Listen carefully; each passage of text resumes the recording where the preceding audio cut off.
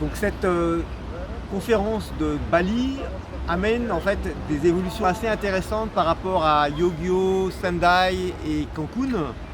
En fait, on voit apparaître maintenant un lien très clair qui se fait entre climat et désastre.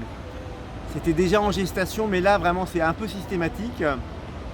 On voit aussi l'importance croissante des discussions autour du financement, à la fois des mesures de prévention, d'adaptation, mais aussi de gestion des impacts des catastrophes climatiques, avec des dynamiques nouvelles qui se mettent en place avec le secteur évidemment des institutions financières internationales, mais aussi avec le privé.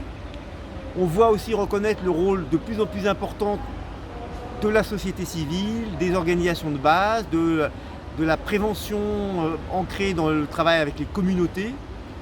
Et on voit aussi apparaître de façon un peu plus large les enjeux de faire ce qu'on appelle dans le jargon le développement informé par la connaissance du risque et capable de réagir rapidement.